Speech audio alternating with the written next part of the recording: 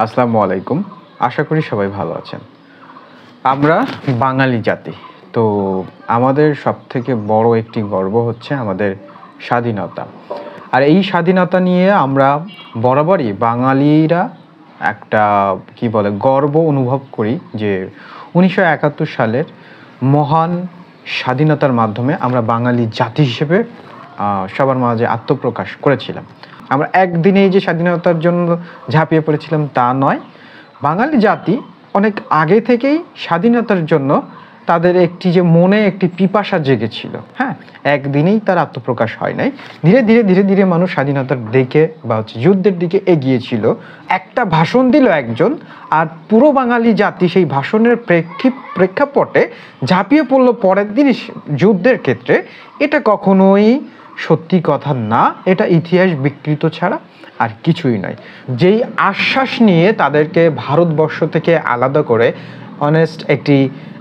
সুন্দর একটি ইসলামিক রাষ্ট্র হিসেবে বাঙালি জাতিকে গড়ে তোলার যে একটা প্রচেষ্টা চালানো হয়েছিল, এবং তাতে যে আশ্বাস ছিল যে এই জাতিটা পূর্ব পাকিস্তান এবং পশ্চিম পাকিস্তান দুটো মিলে সুন্দর একটি সার্বভৌম রাষ্ট্র গঠন করে মানুষে মানুষে ভ্রাতৃত্বপূর্ণ একটা পরিবেশ সমাজ বজায় থাকবে, সেটার ন্যূনতম কিছুই অবশিষ্ট ছিল না। তো যখন থেকেই বাঙালির কৃষক, শ্রমিক, আপামর জনগোষ্ঠী, বুদ্ধিজীবী থেকে শুরু করে কবি, সাহিত্যিক সবাই যখন বুঝতে পারলো, এমনকি রাজনৈতিক ব্যক্তিবর্গ যখন বুঝতে পারলো যে আমাদের যে অধিকারটা, যেই আশ্বাস নিয়ে আমরা ভারতবর্ষ থেকে আলাদা হয়ে নতুন একটি রাষ্ট্র গঠন করলাম পূর্ব পাকিস্তান, যেই আশ্বাস দেওয়া হয়েছিল সেই আশ্বাসের 1% আমাদেরকে দেওয়া হচ্ছে না।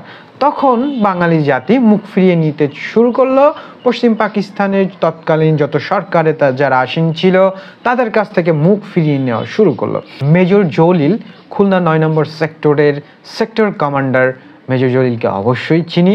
তিনি হচ্ছে ৯ নম্বর সেক্টরের সেক্টর কমান্ডার হিসেবে যুদ্ধের সময় পাকিস্তানি বাহিনীর সাথে অকপটে যুদ্ধ করেছেন, এবং খুলনা ৯ নম্বর সেক্টরের অধিপতি, তার মানে তার কাছে কত দায়িত্ব এবং কর্তব্য ছিল সেই সময়ের। রাজনৈতিক এবং পারিপার্শ্বিক পার্শ্ববর্তী দেশের যত কর্মকাণ্ড সে কাছ থেকে দেখেছে। একজন সেক্টর কমান্ডার, তাকে কিন্তু সব জায়গায় যাওয়া লাগে, তাকে রাজনৈতিক পরিবেশের সাথে সামঞ্জস্য রেখেই তাকে চলতে হয়। তো তার যে অভিজ্ঞতাটা মুক্তিযুদ্ধের আগে থেকে এবং পর পর্যন্ত, সেই অভিজ্ঞতা থেকে তিনি একটি বই বাঙালি জাতির জন্য বন্দি করে রেখে দিয়ে গিয়েছে যে আগামীর যত প্রজন্ম আসবে তারা যাতে এই বইটা পড়ে বাঙালির ইতিহাসের বা বাংলাদেশের ইতিহাসের সূচনা থেকে শুরু করে সব কিছু জানতে পারে, যে তার পরের 5 বছর পর্যন্ত কি হয়েছিল, এবং মুক্তিযুদ্ধের আগের 47 সালের পর থেকে বাঙালি জাতি কিভাবে চলে আসতেছিল, তাদের মনের আকাঙ্ক্ষা কি ছিল, তারা কি চাচ্ছিল, এই বইটাতে তিনি সুন্দরভাবে লিখেছেন। বইটা অনেক বড়, ফুল ভলিউমটা অনেক বড়, সবটা আমরা দিতে পারছি না, তবে ওখান থেকে তুলে এনে বেশ কয়েকটি পয়েন্ট আমি আপনাদের সামনে তুলে ধরবো, যে পয়েন্টগুলো আসলে আমি তো জেনেছি, আর সেকেন্ডলি আপনাদের জানা দরকার। প্রথমে একটি উদ্ধৃতি দিয়ে শুরু করি যে মেজর জলিল কি এবং কেন তার উপর একটি ক্ষোভ তৎকালীন সরকার এবং সেই সময় আমাদের সব থেকে কাছের বন্ধু ভারত তার উপর কেন অখুশি হয়েছিল। স্বাধীনতার পরবর্তী সময়ে ভারতীয় সেনাবাহিনীরা পাকিস্তানি সেনাবাহিনীদের ফেলে যাওয়া অস্ত্রশস্ত্র নিয়ে নিজেদের দেশে ফিরে যাচ্ছিল। কথাগুলো সুন্দর করে বুঝবেন। আমি যুদ্ধ করছি, আমাকে সাহায্য করতে আসলো আমার এক প্রতিবেশী, ঠিক আছে, আমি একজনের সাথে লড়াই করছি আমার কোনো একটা অধিকার নিয়ে, কোনো একটা জিনিসপত্র নিয়ে, তো আমাকে সাহায্য করতে আসলো আমার এক পাশের বন্ধু। তা আমি জিতে গেলাম আমার সেই শত্রুর সাথে যুদ্ধ করে। এখন আমার ঘরের যে মালামাল সেই শত্রু এনে ফিলেত হয়ে গেছে, সে আমাকে সাহায্য করতে আসা সেই বন্ধু কি সেটা নিয়ে যাবে? আমার সাথে যুদ্ধ হচ্ছে আমার ঘরে, তাহলে যদি সে কিছু ফেলে যায় সেটা আমার দেশের, সে কেন আমার বন্ধু পার্শ্ববর্তী এলাকার সেই বন্ধু কেন নিয়ে যাবে? জলিল সর্বপ্রথম ভারতীয় সেনাবাহিনীদেরকে একটি অস্ত্রবোঝাই ট্যাঙ্ক সহ বাধা দান করেন, কিন্তু আশ্চর্যের ব্যাপার তিনি গ্রেপ্তার হন। এটা খুবই আশ্চর্যের ব্যাপার। ফেলে যাওয়া মালামাল নিয়ে তারা বোঝাই করে নিয়ে চলে যাচ্ছে, তো তাদের একজন বাধা দিচ্ছে, তিনি আবার সাধারণ কেউ না, তিনি খুলনা ৯ নম্বর সেক্টরের সেক্টর প্রধান মেজর জলিল।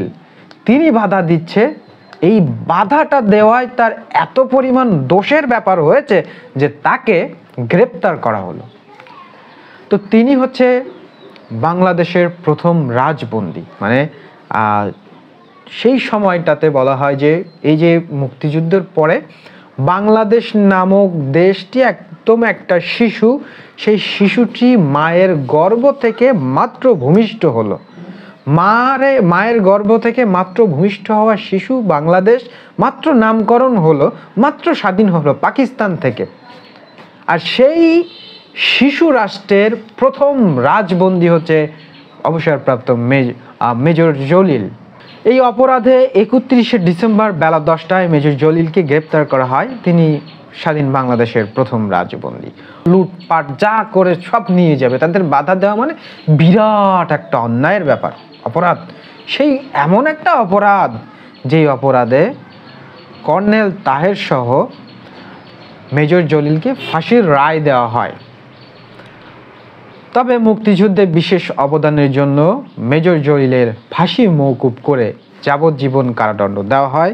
1980 সালের 26শে মার্চ তিনি মুক্তি লাভ করেন। স্বাধীনতা পরবর্তী সরকার সমূহের ভাবখানা দেখে মনে হয় মুক্তিযোদ্ধারা ছিল এক শ্রেণীর কামলা, যাদের কাজ ছিল হানাদার তাড়িয়ে দেশের অসৎ কিছু সামরিক, অসামরিক, ব্যবসায়ী ও অব্যবসায়ী এরকম এক শ্রেণীর রাজনৈতিক ব্যক্তিবর্গের কাছে দেশের শাসনভারকে তুলে দেওয়া।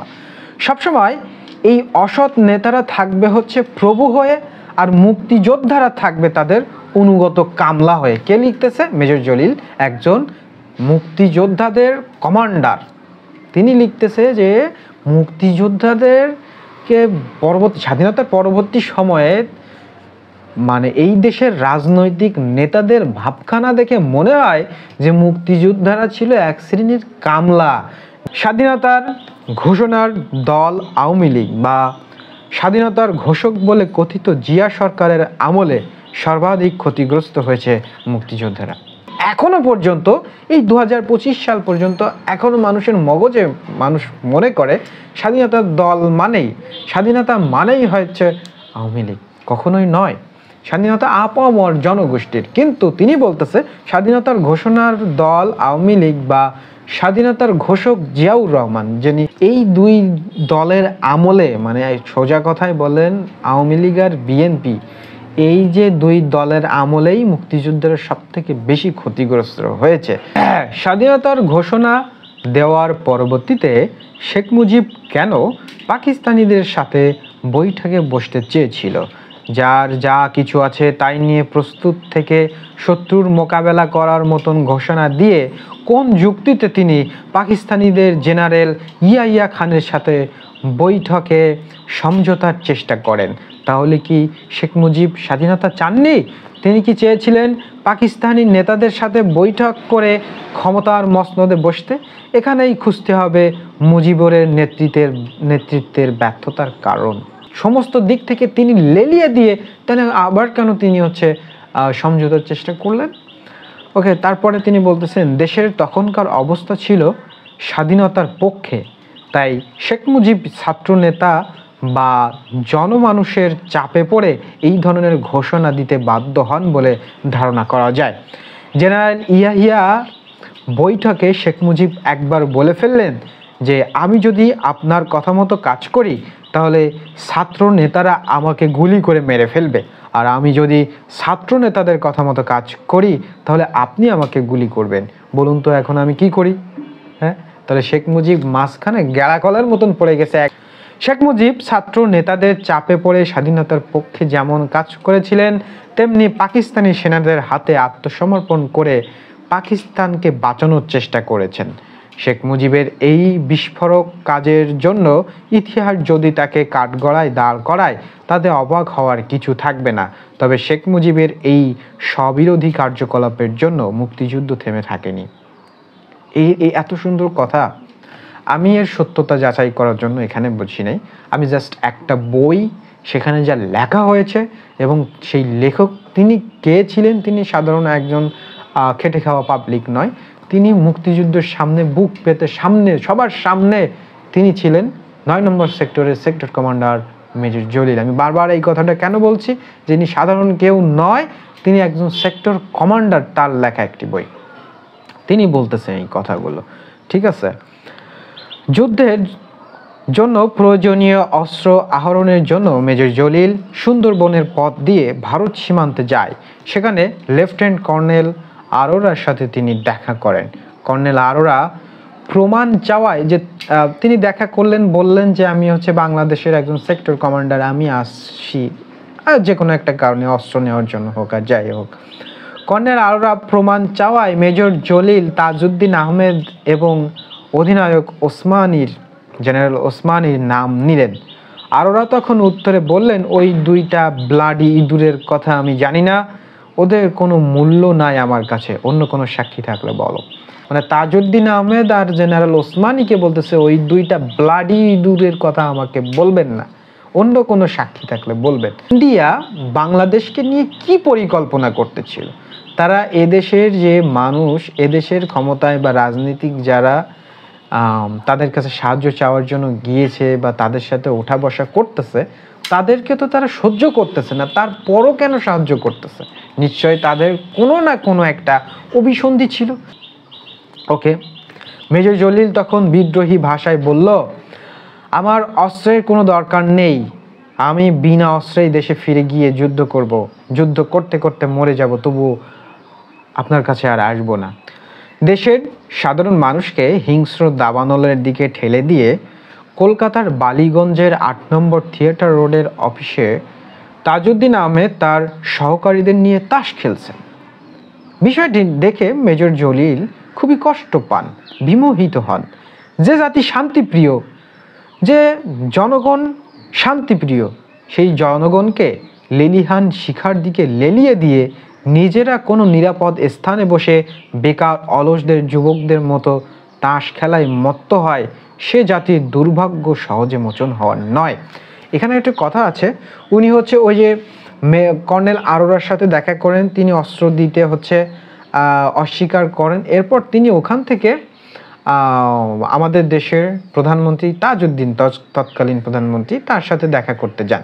গিয়ে দেখেন এই অবস্থা যে তাজউদ্দিন আহমেদ তার মন্ত্রিসভার যত সহকর্মী আছে তাদেরকে নিয়ে তাস খেলছেন। তখন তিনি একটি কথা বলেছিলেন যে, ধরনী দিদা হও, এখন অবস্থা।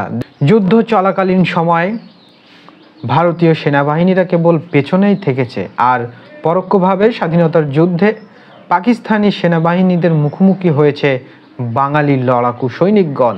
ঠিক আছে, বাঙালি যে মেজর জলিল, তারপরে সমস্ত সেক্টরের কমান্ডাররা যারা ছিল, বাঙালি যারা হচ্ছে মুক্তিযোদ্ধারা ছিল, তারাই সবসময় আগে সামনের দিকে এগিয়েছে, আর ইন্ডিয়ান সেনাবাহিনীরা সবসময় পিছনে থেকে যুদ্ধ করেছে, ভারতীয় সেনাবাহিনীরা। আওয়ামী লীগের নেতাকর্মীগণ কোনোভাবেই কোনো অবস্থায় যুদ্ধক্ষেত্রে কোনোদিন উপস্থিত হননি, বরঞ্চ তারা ভারতের পশ্চিম বাংলায় বসে আরাম আয়েশে দিন কাটাচ্ছিল। তাদের কেলেঙ্কারির কথা ভারত সরকার জানলেও ভারত সরকার তার কোনো কিছুই প্রকাশ করেননি। যুদ্ধকালীন সময়ে সাধারণ মানুষ, সাধারণ ঘরের ছেলেরা, অসহায় নির্বিঘ্ন যুবকেরা সাহসের সঙ্গে যুদ্ধ পরিচালনা করেছে, আর আওয়ামী লীগের নেতাকর্মীগণ কলকাতার 8 নম্বর থিয়েটার রোডের অফিসে বসে তাস খেলেছিল। ঠিক আছে, এই আবার সেই কথা রিপিট কেন করছেন, তার মনে কষ্ট লেগেছে যে তারা যে কেলেঙ্কারিগুলো করতেছে, দাপট আসতেছে, এই যে টাকা পয়সাগুলো ওরা মেরে দিয়ে যে মত্ত হয়ে বিভিন্ন জায়গায় ঘুরে বেড়াচ্ছে, মদ খাচ্ছে, তারপর হচ্ছে মাস্তি করতেছে, নারী কেলেঙ্কারি করতেছে, এই বিষয়গুলো ভারত সরকার জানতেছে, কিন্তু তাদেরকে কোনো কিছুই বলতেছে না। তার কারণ কি হতে পারে? তার কারণ ওই একটাই হতে পারে যে তারাও চাচ্ছে এরাই এই ব্লাডি ইঁদুরগণ এভাবেই মর্ত থাকুক, তাদের যে কাজটা, তাদের যে উদ্দেশ্যটা, সেটা খুব ভালোভাবেই তাহলে সাধন হবে। বাংলাদেশের মুক্তিযুদ্ধে পরোক্ষভাবে প্রত্যক্ষভাবে বাংলাদেশের সেনাবাহিনী মুক্তিবাহিনী দীর্ঘ সময়কাল ধরেই পাকিস্তানিদের বিরুদ্ধে যুদ্ধ করছে, কিন্তু প্রশ্নটা হচ্ছে কেন 16ই ডিসেম্বর আত্মসমর্পণটা ভারতীয় সেনাবাহিনীর কাছে করতে হবে? সেখানে বাঙালি সেনাবাহিনী কর্নেল ওসমানী বা বাঙালি কোনো নেতাকর্মী কেন উপস্থিত ছিল না?